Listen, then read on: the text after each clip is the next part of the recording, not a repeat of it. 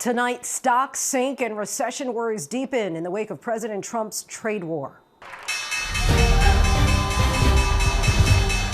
Oh, I think the tariffs are going to be the greatest thing we've ever done as a country. It's going to make our country rich again. President Trump's refusal to rule out a recession, ignited by the threat of tariffs with Canada and Mexico, the impact this is having on the prices you pay. A student activist who led pro-Palestinian demonstrations on campus at Columbia University is detained by ICE agents. Hundreds now demanding his release. The Trump administration is now threatening to revoke some visas and green cards. Deadly clashes and bloodshed in Syria as the interim Syrian government attempts to quash sectarian strife, which could destabilize the country further. Yet another twist in the notorious murder case of Lyle and Eric Menendez. The Los Angeles district attorney calls their claim of self-defense lies, requesting a motion for resentencing be revoked. What happens next for the brothers who are still hoping to be freed? From ABC News World Headquarters in New York, this is Prime with Linsey Davis. Good evening, everyone. I'm Linsey Davis. Thanks so much for streaming with us. We begin with market turmoil and recession fears. The stock market tumbled once again today after President Trump said he wouldn't rule out the possibility of a recession. That uncertainty certainly is rattling Americans from Wall Street to Main Street. Businesses and consumers alike are already on edge over the president's trade wars with China and also our North American neighbors, Canada and Mexico. With his on-again, off-again tariffs, economists are now forecasting an increased likelihood of a downturn. Now, after a 3-week market sell-off, the Dow plunged nearly 900 points today. That's 2%, and it's down 4% since Trump was elected president. The tech-heavy NASDAQ also plunging its worst one-day drop since 2022, losing about $1 trillion in value. No word from the president on the markets today, but over the weekend, the president called it a period of transition, saying long-term benefits take a little time. We have it all covered with Aaron Klein, the Senior Fellow of Economic Studies at the Brookings Institute, plus ABC's Alexis Christoforous. But first, here's ABC News Chief White House Correspondent Mary Bruce. President Trump today out of sight as his words sent the stock market into freefall. Wall Street suffering its worst day of the year, the Dow closing nearly 900 points down after the president refused to rule out that the U.S. could be heading into a recession. Are you expecting a recession this year? I hate to predict things like that. There is a period of transition because what we're doing is very big. We're bringing wealth back to America. That's a big thing. And there are always periods of, it takes a little time. It takes a little time. But I think it should be great for us. His team sent a different message. The Commerce Secretary insisting no way is a recession on the horizon. Should Americans brace for a recession? Absolutely not. There's going to be no recession in America. But just hours later, when asked again, that's not what the president said. Are you worried about a recession? Maria Bartiromo asked you, and you kind of hesitated. I'll tell you what, of course you hesitate. Who knows? It comes as the president has launched a trade war with our closest trading partners, Mexico and Canada, imposing stiff tariffs and threatening more to come. Economists warn American companies will pay those tariffs and pass the costs onto consumers by raising prices. If the U.S. imposes tariffs to the degree that the president has been talking about and maintains them for more than a few months, I think a recession will be unavoidable. Wednesday, Trump's tariffs on steel and aluminum coming into the country are set to go into effect, which could mean that by Memorial Day, Americans will be paying more for everything from washing machines and toasters to canned goods and cars. It comes after weeks of whiplash, Trump announcing tariffs, then pausing them, then threatening even more. The president's been talking about tariffs. They're on again, they're off again. It's unclear which countries, which products, which companies for how long. That's something that businesses just can't grapple with. We're hearing it from small business owners like Brian Boggs, who makes custom furniture in Asheville, North Carolina. You know, we're all used to uncertainty, but this is a mess. And tonight, the roller coaster ride isn't over. Canada's new Prime Minister, Mark Carney, making it clear that in this trade war, he's ready to match Trump blow for blow. We didn't ask for this fight, but Canadians are always ready when someone else drops the gloves. So the Americans, they should make no mistake, in trade as in hockey, Canada will win. And let's get into more detail on this with ABC's Alexis Christoforous. Alexis, thanks so much for coming on. Whenever we need to know what has happened with the numbers in the stock market, we turn to you. So give us a sense of what happened today, the worst sell-off so far this year. Yeah. It seems like stemming from fears of the tariff back and forth, the whiplash with Donald Trump. Exactly. Uncertainty continues to be in the air. And what this sell-off was really about is concern over the health of the U.S. economy and some mixed messaging coming out of the White House. So we know that over the weekend, during an interview, President Trump did not rule out the economy falling into a recession. He said we're going through a period of transition, and he said that Americans may experience a, quote, little disturbance because of these tariffs against Canada, Mexico, and China. He offered no words on when we'll see the benefits of these tariffs. And it's quite a change than what we saw a few months ago on the campaign trail when Trump said on day one, those tariffs are going to pay for the tax cuts without disturbance to economic growth. Fast forward to today, you see the NASDAQ having its biggest percentage plunge in about 3 years, down 4%. The Dow, as you said, down nearly 1,000 points. Tech stocks led this decline, and most notably Tesla, Elon Musk's company, the biggest loser in the S&P 500, down nearly 50% so far this year, wiping out all of the gains it made since Trump became president. So what are economists saying? Are they thinking that we likely are going to fall into a recession? They're now weighing in with their odds for a recession, and they are going up. J.P. Morgan Chase now puts the odds of a recession this year at 40%, up from 30%. I spoke with Mark Zandi. He's the chief economist over at Moody's. He said at the beginning of the year, he had a 15% chance of odds of a recession this year. It's now 35% if Trump implements these tariffs and leaves them in place for the next few months. Remember, the consumer has been the pillar of this economy, continuing to spend despite it all, high inflation, higher interest rates.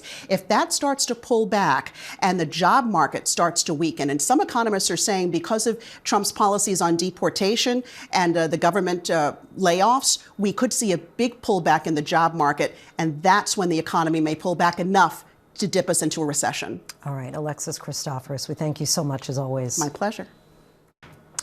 President Trump remains confident that tariffs will benefit the economy. Listen to what he told reporters on Air Force One on Sunday. It's going to make our country rich again, and we're basically going to take back the money, a lot of the money that we've given away over many decades. Senior Fellow of Economic Studies at the Brookings Institute, Aaron Klein, joins us now. Aaron, thank you so much for joining us. Give us a history class here. Did Trump's tariffs make our country richer when he imposed them during his last administration? No, well, Trump bluffed a lot with tariffs. I mean, there was always tariffs about to come, and then there was a renegotiation, and then there was another deal. There were some tariffs put in. They had an effect on the economy. The effect of tariffs are pretty straightforward. They slow economic growth in the short term. They raise prices and increase inflation, and then they reallocate resources within a country in the long term. So, there is no way that tariffs are going to make America rich again or get rid of the IRS, or this fantasy that tariffs are paid by the producers and not ultimately by the consumers, you and me, in things that you buy that are imported. Now, the tariff strategy threatens a global trade war that would raise prices on everything from food to cars. Some of that is already being priced in. Markets are in bad shape. The S&P 500 is at a 6-month low. There's a possible government shutdown looming on Friday. How much can this economy take before the White House has to reverse course? Look, I mean, Trump is doing a lot of damage to the economy and really undermining confidence, particularly with consumers and with businesses. His attack on government, on basic science and research. You've already seen some major market folks like S&Ps and Fitch and Moody's talk about downgrading the future outlook of America. Also, the destruction of our global alliances with other countries around the world has an impact in terms of confidence and perception in America. So Trump is risking inheriting a strong economy and creating a recession of his own doing. Trump has openly warned Americans that there could be some economic downturn ahead. What do you think the White House is trying to accomplish here? Well, look, it's very difficult for me to understand what Trump's objective is. Sometimes he wants to destroy government. Sometimes he just seems to want to cut a deal. Sometimes he just wants to keep himself in the news. But he's not addressing the core problems that caused millions of Americans to vote for him. Number one, the price of goods. Eggs are more expensive now than they were when he took for office. The rest of inflation is ticking up. And very concerningly, inflation expectations are increasing. One of the key economic insights about inflation is that it's heavily determined by what people think inflation will be in the future. And tariffs raise prices for businesses. Uncertainty raises prices. And when people are hearing all of this, they think they're going to be higher prices in the future. And all this leads up to a lot of concern and trouble. Trump has always presented himself as kind of a unique common sense economics expert. How much will that image be damaged potentially if he can't navigate all of this? Well, Trump has managed to turn an out-of-touch multimillionaire, child of a multimillionaire man who's bankrupted his company 4 times, into this mastermind genius businessman who's going to return America to a fabled period of prosperity, which he never quite defines when that was or who was prosperous. And so he's managed to walk this very high tightrope where his economic inconsistencies, his fallacies, his actions don't ever seem to come back to earth or tarnish him. So from a political standpoint, I don't know how much longer he can withstand. From an economic standpoint, he's done more damage in his first 100 days to the economy inherited than any president I can think of. Quite a superlative there. All right, Aaron Klein, our Senior Fellow of Economic Studies at the Brookings Institute. We thank you so much for your time. Thanks for having me. Today, House Republicans unveiled a plan to avert a government shutdown. Speaker Mike Johnson and House Republicans have until Friday to get a spending bill passed. This comes after President Trump over the weekend begged Republicans to support the last-minute bill to avert a shutdown. The plan extends funding at current levels through the end of September. A vote could happen as early as tomorrow. It's expected Speaker Johnson and Republicans would need near unanimous support within their party, assuming Democrats remain opposed. Here in New York City, aerials of major protests after a former Columbia University graduate student who led pro-Palestinian demonstrations at Columbia was detained by ICE agents. Protesters called it an attack on the student's right to free speech. Here's ABC's Aaron Katersky. Tonight, hundreds of demonstrators in New York City demanding the release of Palestinian student protest organizer Mahmoud Khalil. Release Mahmoud Khalil now! As a Columbia University graduate student, Khalil helped lead pro-Palestinian protests and organized encampments that took over the campus for weeks last spring. Federal agents arrested Khalil Saturday at his Columbia student housing apartment. He's currently being held 1,000 miles away at a detention facility in Louisiana. The feds say Khalil was detained in support of President Trump's executive orders prohibiting anti-Semitism and because he led activities aligned to Hamas, a designated terrorist organization. His lawyers call Khalil's arrest open repression of student activism and political speech. His speech is absolutely protected by the Constitution, and it should be chilling to everyone that the United States government could punish or try to deport someone because they disapprove of the speech they're engaged in. Khalil's attorney telling ABC News authorities told Khalil his student visa was being revoked, but he no longer has a student visa. He's a green card holder, a permanent resident, and his American wife is 8 months pregnant. The White House posting this image of Khalil. President Trump writing, "This is the first arrest of many to come." We have to fight now. Protesters here today undeterred. We're not going to let these arrests intimidate us at all. In fact, we'll be here for as long as we need to be to make sure that we're not silenced. Aaron Katersky joins us now. Aaron, where's Khalil at this moment? So right now he's being held at an immigration detention facility in Louisiana, Linsey, but a federal judge just a short while ago ended up ruling that he cannot be deported. So the United States right now can't send him anywhere until the judge decides whether his arrest was lawful. Linsey? Aaron Katersky, our thanks to you. Now to the dramatic collision at sea. A Portuguese flag container ship plowed into the side of a U.S. flagged oil tanker that was anchored in the North Sea about 10 miles off the coast of England. The American tanker company says the collision ruptured a tank containing jet fuel, triggering multiple explosions and a fire. The crews of both vessels were forced to abandon ship, and the search for one missing crew member was later called off. Here's Marcus Moore in Grimsby, England. Tonight, this catastrophic collision on the high seas, sparking a massive inferno and fuel spill off the coast of eastern England. Fierce flames and thick black smoke billowing into the sky. At least one person missing at this hour. Authorities say a Portuguese cargo ship slammed into an anchored U.S. tanker carrying jet fuel, triggering multiple explosions this morning about 10 miles off the coast of East Yorkshire in the North Sea. Crews spraying water on the burning wreckage, desperately trying to put out the flames. The U.S. tanker called the Stena Immaculate was carrying jet fuel for the Department of Defense. The cargo ship was transporting an unknown amount of alcohol and 15 containers of sodium cyanide. That compound can create the highly toxic and deadly hydrogen cyanide gas when it comes in contact with water. Authorities tonight ending their search for one of the 14 crew members on that cargo ship still missing. All 23 members on board the U.S. tanker have been accounted for. Foggy conditions were reported at the time of the collision, and while investigators do not believe this was intentional, experts say it was preventable. There will be an investigation. With all the technology that all these vessels have, there's no way it should have happened. Obvious reason for concern since it did. And Marcus Moore joins us now. Marcus, what can you tell us about the environmental impacts of this crash?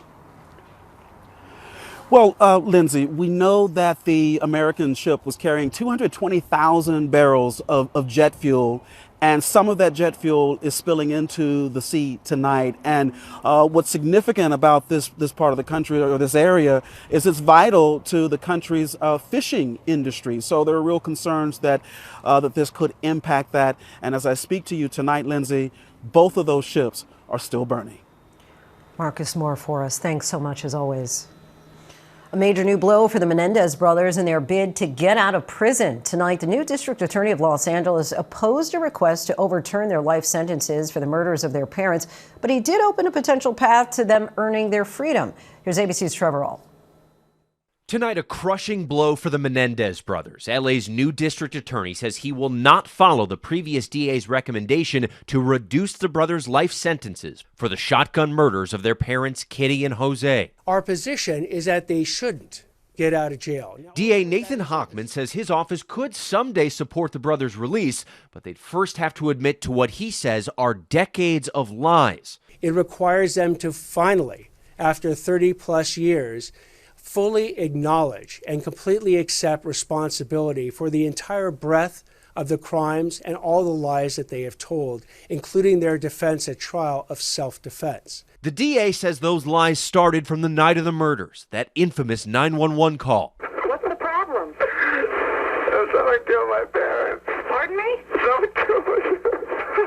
And Hochman claims the lies continued on the witness stand and even to this day, as the brothers maintain they were acting in self-defense after years of alleged sex abuse by their father. The thought that their parents were going to kill them that night of August 20th, 1989, so they had to kill them first, we believe was made up. But the Menendez family blasting the DA, accusing Hochman of holding Eric, Lyle, and our family hostage, saying he has blinders on to the fact they were repeatedly abused, feared for their lives, and have atoned for their actions. Our thanks to Trevor Ault. It will ultimately be up to a judge to decide whether to move forward with resentencing. A hearing is scheduled for next week. Joining us now for more on the Menendez brothers is ABC News legal contributor Brian Buckmeyer. Brian, the DA cited 20 different lies in the Menendez case. The brothers have admitted to 4. What's the status now moving forward with the DA? So with the DA now, it's kind of a reverse course of what the previous administration, the last LA district attorney of George Gascon did. Gascon was saying, I am supporting the brothers in being resentenced, one of the 3 paths towards them being out earlier than expected. Now DA Hochman is saying, I want that motion to be removed, and I'm actually opposing it. So now we're going to see a more traditional adversarial setting where the district attorney is saying they have not, for example, admitted to these multiple lies. They have not done the prerequisite steps to have resentencing, and the defense are going to make the argument in the opposite direction. Tell us about Governor Newsom's role here. What kind of decision might he be able to make? For Governor Newsom, he can step forward, as DA Hochman's already said, and say, do clemency, commute their sentence, put them on probation, whatever. So it's a bit of a separate path, but a lot of the same facts and factors going into that decision. So the next hearing is set for later on this month. What can you expect then? I'm going to expect a kind of what we already saw in this preview of a presser, because in my opinion, DA Hochman didn't just come out and say we're opposing this. He laid out a lot of the legal arguments, comparing it to other cases and why the simple factors they believe do not amount to letting these young men, or not these young men, these brothers out. And we're going to see the defense come back and probably have a different narrative, not looking at the lies or the misconceptions, but looking at the rehabilitation, why they would be safe to let out, not only to themselves, but also the community. society. And then the judge is going to have to do what judges do and then judge the two sides and see where we fall here. All right, so let me put you on the spot. I know you're a defensive attorney, so that may shade your perspective a little bit. Very much, yes. If you were a betting man, do you think the Menendez brothers ultimately will get out? If I was a betting man, I don't think that the habeas corpus or the resentencing would be their best routes. I think their best route is, at this point, with Governor Newsom, looking for some sort of clemency or commutation because of the different standards and the factors that go into a habeas corpus or resentencing. But again, like you said, I'm a defense attorney. I am biased. These brothers have been in for almost as long as I've been alive. And if they have the evidence to show they're no longer a danger to society, I would lean more towards probation, forming some sort of set rules and guidelines where they can get out and live amongst us in society, but still have to abide by strict rules. All right, we'll see what ultimately happens in the end. Brian Buckmeyer, our thanks to you. My pleasure. Authorities in Pennsylvania are investigating just how a small plane crashed right after takeoff. The plane dropped from the sky Sunday after the pilot reported a door was open. He then attempted to turn back to the airport in Lancaster. Miraculously, all 5 people on board survived. Gio Benitez covers aviation for us. Tonight, the NTSB investigating how this private plane crashed shortly after takeoff, erupting into flames. The inferno captured on camera after the aircraft plummeted from the sky in Lancaster, Pennsylvania, just feet away from a senior living facility. Heard the boom and saw all the smoke and fire, and thank goodness it didn't go any further. It would have been right into that building. The pilot telling air traffic control a door on the plane was open. Listen. Lancaster Tower, Bonanza 347 Mike has an open door. We need to return for a landing. Seconds later, air traffic control telling the pilots to pull up. Pull up. The plane going down. Incredibly, no one on the ground was injured, and all 5 passengers on board survived. 2 of them have been released from the hospital, and 3 are still in a burn treatment center. It comes as both the FAA and NTSB are launching another investigation outside Jackson, Mississippi. Fire Department rescue got a report of a helicopter crash, Highway 43. Emergency crews racing to the scene after a medical helicopter with 3 people on board crashed in a wooded area. Our thanks to Gio Benitez. U.S. and Ukrainian officials are meeting in Saudi Arabia in a bid to end the war after Trump Special Envoy Steve Witkoff said today that President Zelensky sent a letter of apology to President Trump for that explosive meeting in the Oval Office. ABC's chief international correspondent James Longman just arrived in Ukraine. James, give us a sense of what's behind that apology and what will be discussed in Riyadh. Lindsay, after that disastrous meeting at the White House, Ukraine and the United States are meeting for peace talks in Saudi Arabia. This is after President Zelensky wrote a letter expressing his regret to Donald Trump for how that meeting went. Stephen Witkoff, the special envoy, said that Zelensky apologized in that letter. I'm not sure the Ukrainians necessarily would word it that way. Either way, it looks like President Zelensky knows fully that he needs the United States on board, and that perhaps has precipitated these peace talks. Now, the president himself, President Zelensky, will not be involved, although he is in Saudi Arabia. He's been meeting with the Crown Prince. It's happening on an official level. So Marco Rubio, the Secretary of State, will be leading the U.S. delegation. Now, ABC understands that Ukrainians are putting forward their idea for a truce to start a lasting peace, which involves a truce by air and by sea, stopping the Russians from being able to fire missiles and drones into Ukraine, something that we have witnessed on an almost daily basis since this war began. The United States, of course, is still stopping its military aid to Ukraine, as well as its intelligence sharing, although Donald Trump has said perhaps he might switch that back on. Either way, that it's possible that that's already having an effect on the battlefield. Kursk in Russia, which you remember the Ukrainians had taken a vast swathe of Russian territory in Kursk as a means of negotiating in this future peace settlement. Well, they're massively on the back foot, and it might be that that stoppage on military aid and intelligence has contributed to that. Nevertheless, this is a chance for the Ukrainians to get that minerals deal back on the table, and that might in turn lead to a lasting peace. Lindsay? James, thank you. Billionaire Elon Musk claimed in a post today that his social media platform X was hit by a massive cyber attack.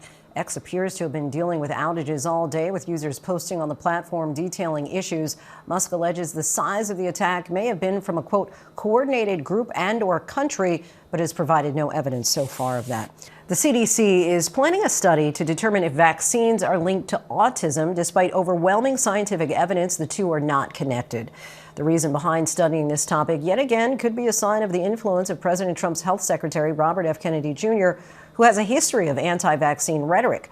According to UCLA's Geffen School of Medicine, autism is hereditary and therefore can run in families. Around 80% of cases can be linked to inherited genetic mutations. There is no evidence it can be developed after early fetal development as a result of vaccines. ABC News' Kira Phillips spoke to Dr. Stephanie Widmer earlier today. Current consensus in the medical literature is that there is no causal relationship between vaccines and autism spectrum disorder. Multiple large-scale, high-quality studies have consistently found no association between the administration of vaccines and autism. And what we really don't want to do, we don't want to perpetuate vaccine misinformation. An urgent and ongoing multiple agency and international search for a missing college student is still ongoing in the Dominican Republican town of Punta Cana. Authorities are searching land and sea for any signs of the 20-year-old who was celebrating spring break by visiting the Rio Palace with 5 other friends. She was last seen on security cameras in front of the resort on the beach at 4:15 Thursday morning. Dominican authorities told ABC it's possible the University of Pittsburgh student may have drowned. Former talk show host and media personality Wendy Williams was taken in an ambulance from her assisted living facility in Manhattan to the hospital. 2 NYPD officers responded to the assisted living facility after the fire department was called for a wellness check. Williams was reportedly calm and was able to get into the ambulance on her own. There is no ongoing investigation. Coming up, the stunning moment one high school track athlete bashes another over the head with a baton, sending her crashing to the ground. But first, violence in Syria spirals out of control. Hundreds of civilians killed in the streets, thousands fleeing their homes to hide. Details after the break when ABC News Live Prime continues.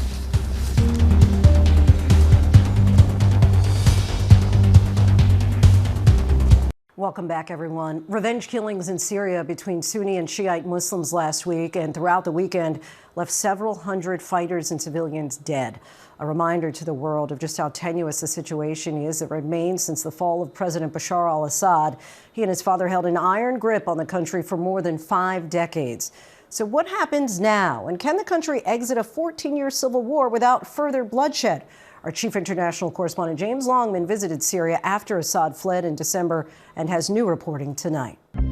When Syrian President Bashar al-Assad was swept from power in lightning speed in December, it was almost as though there was no time for bloodshed. Now the violence that so many feared seems to have caught up with history. Groups loyal to the former president launched an attack on the interim government forces, triggering sectarian revenge attacks, spiraling bloodshed, leaving hundreds dead, many of them civilians. At the center of all this, the Alawites, the Shia Muslim sect the Assad family was part of. Many did not benefit from his rule, but they are widely perceived to have gained with Assad in power. The sense of injustice and the potential for violent retribution by Sunni Muslims and other groups is very real. For 13 years of the Syrian crisis, the longest running defining motto of the Syrian regime and its military and security apparatus was Assad or we burn the country. And of course, I think unquestionably they also expected that the international community would see these acts and panic, likely also potentially turn against the interim government, start asking questions about its legitimacy. And in that same equation, that instills more chaos and more uncertainty and potentially much more instability in Syria, which is again exactly what they hoped to create. And whilst the interim government in Damascus has managed to keep a lid on that boiling pot for much of the past 3 months, it has only taken small triggers to see that pot removed and really horrific violence return. Secretary of State Marco Rubio condemning what he calls radical Islamist terrorists, including foreign jihadis, that murdered people in western Syria, saying authorities must hold those responsible accountable. Interim Syrian President Ahmed al-Shara announcing just that, calling for calm and setting up a committee to investigate the atrocities. But his challenge is enormous. Al-Shara is the leader of HTS, a rebel group formerly affiliated with al-Qaeda that overthrew Bashar al-Assad. Shara now says he rejects extremist philosophy and has sought to present an image of inclusivity, reaching out to Syria's ethnically and religiously diverse communities. But the reality after 14 years of civil war is that violent jihadist groups and allies of the former president are organizing and sowing chaos. There's also very clear evidence that Iran appears to have played some role in the planning and the logistics and the support to some of these cells on the coast. So there are external dynamics at play, but principally this is about Syrians. Some portion of the country suddenly finding their status far lower down the rung of the ladder than existed under Assad, and they want to see that changed. We were in Syria days after Assad fled the country, leaving behind remnants of his old life as the most powerful man in Syria. This is quite striking. We're in a personal family home of the Assads. At the time, the country was celebrating, but in the background, a cautious optimism. There are men walking around with guns, and they have some of them, it says ISIS, Daesh, Maktub. Inshallah, nothing. Inshallah. Inshallah is God willing, of course, God willing. Yes. But the reality is that there are people in your country who the world doesn't know about. So that's why there's concern. Yes. Do you understand? But most of them are Syrian. Syrian people doesn't hurt Syrian people. That sentiment now being thoroughly tested. The new government is struggling to make sense of institutions hollowed out by decades of corruption, an economy battered by inflation and sanctions, and a war-weary population who've lost so much. Syria has long prided itself on its kaleidoscope of ancient ethnic and religious minorities. Assad stayed in power, in part, by threatening that without him, they would all suffer. His allies and the jihadists the new government still cannot control are now turning that threat into a bloody reality. We are certainly seeing that play out now. Our thanks to James Longman. Coming up, the fate of the massive Black Lives Matter mural in Washington, D.C., nearly 5 years after its creation in the wake of those demonstrating George Floyd's death. And the federal government once used USAID as a way to provide charities operating abroad with humanitarian resources. What will be lost now that America's soft power display is simply a shell of its former self?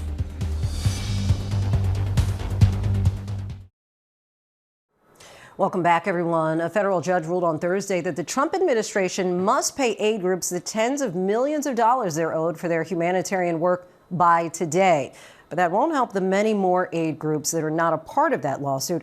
Groups like the United States Agency for International Development that had its funding frozen by executive order on January 20th. Tonight, we take a look at the cuts to U.S. aid by the numbers. After 6 weeks of review, Secretary of State Marco Rubio said today that his department has finished its purge of USAID, having now eliminated 83% of its programs. That's equivalent to 5,200 contracts, according to the Secretary. The remaining 1,000 contracts will now be administered by the State Department. In a statement on X, Rubio thanked the Department of Government Efficiency for their work eliminating programs that spent tens of billions of dollars in ways that they did not serve the country's core national interests. Aid agencies say the children received nearly 50% of its annual budget from USAID. And the group says more than 100 of their contracts have been canceled. This as 1 in 11 children globally needs humanitarian assistance, according to Save the Children. Africa will be hit particularly hard. According to the New York Times, in 2024, $12.7 billion in U.S. aid went to sub-Saharan Africa, and practically all of that is set to disappear in the dismantling of USAID. Coming up in the latest of cuts to federal agencies, FEMA has now canceled federal fire academy classes. But how will that impact firefighters and first responders nationwide? And as Americans grapple with separating their work life and home life, the sci-fi series Severance takes that to the extreme. Tramell Tillman is here, revealing how he too relates to the nameless, faceless corporate jobs depicted in the show.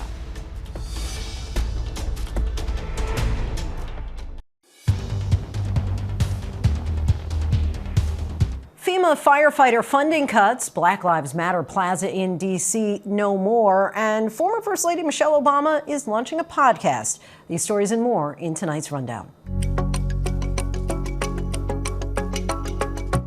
Senate Democrats have introduced a new bill aimed at forcing the Trump administration to rehire veterans recently laid off. Senators Tammy Duckworth and Andy Kim introduced the Protect Veteran Jobs Act, a companion to legislation introduced in the House. The bill would also require quarterly reports on the number of veterans removed from the federal workforce and the justifications for their removal. The Trump administration has not said how many veterans have been fired, but Democrats have estimated several thousand have been impacted. FEMA is reportedly canceling classes at the National Fire Academy amid the Trump administration's recent cuts and funding freezes.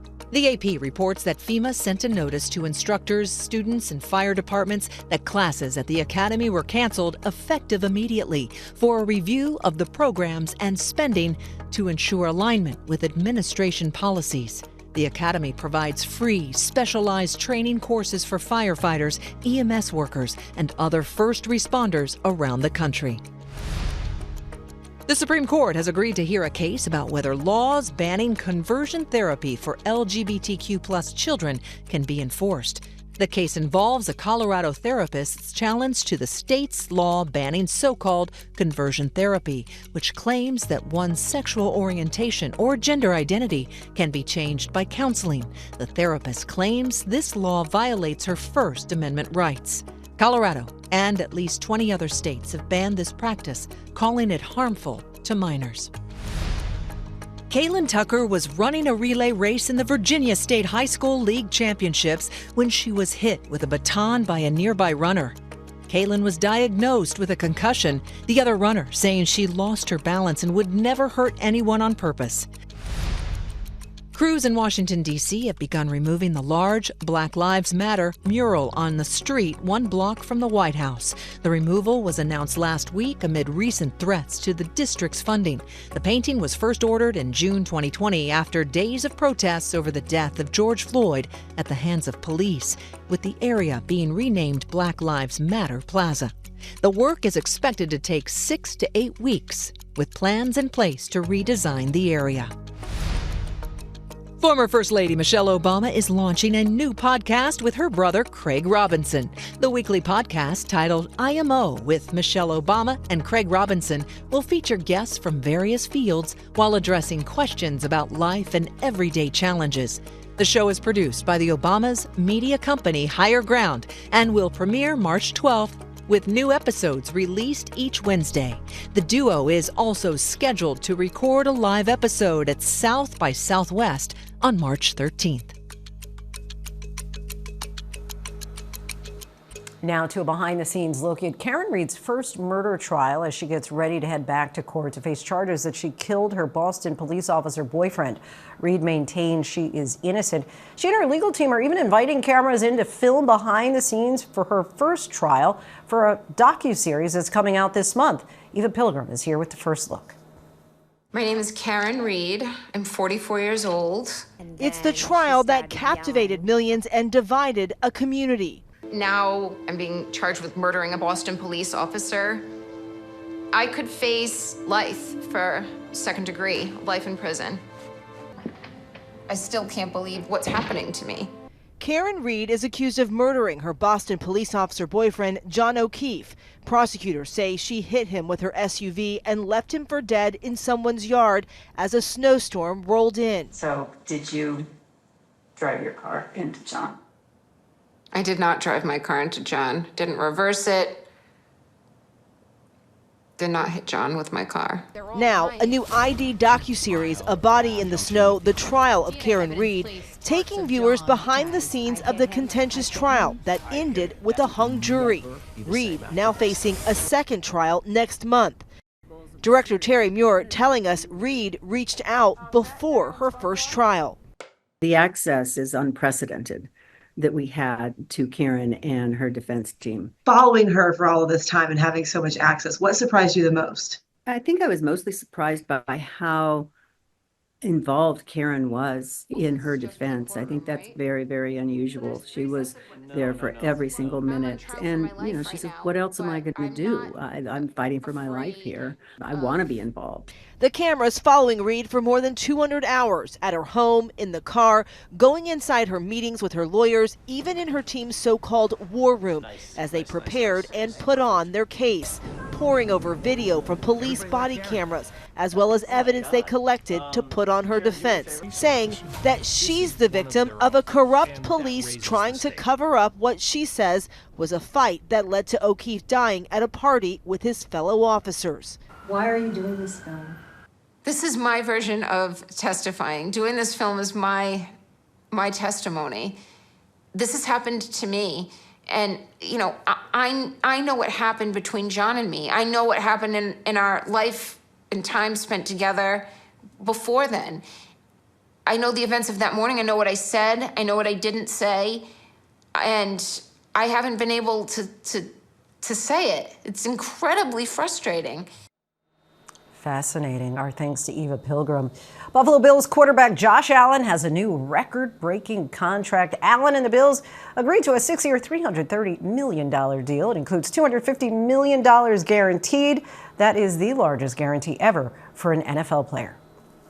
Actor Tramell Tillman has found his breakout role as Seth Milchick in Severance on Apple TV+. Now in its second season, the monster hit received an incredible 14 Emmy nominations in its first season and also earned itself a Peabody Award. Ben Stiller directs and is executive producer. The cast also features Adam Scott, Patricia Arquette, and John Turturro, just to name a few of its stars. Tillman himself has been nominated for SAG and Independent Spirit Awards.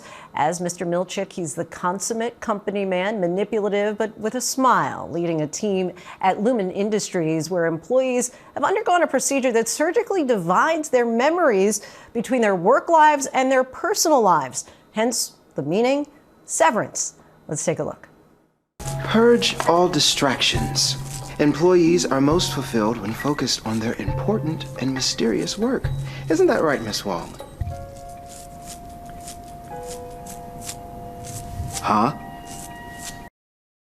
And Tramell Tillman joins us now. Thank you so much for coming on the show. Oh, thank you for having me. I'm glad to be here. So, first of all, the show has become a cultural phenomenon, your character in particular. And just for those fans out there who are wondering, and just with a few minutes with you, I think I already know, are you as severe as Mr. Milchick?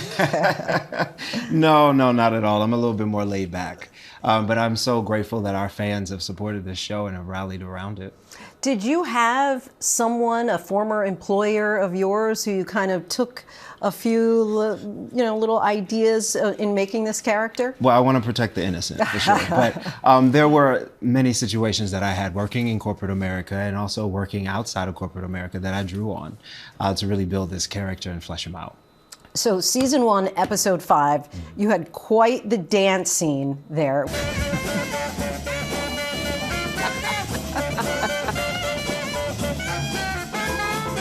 Did you come up with those moves on your own? That was improv.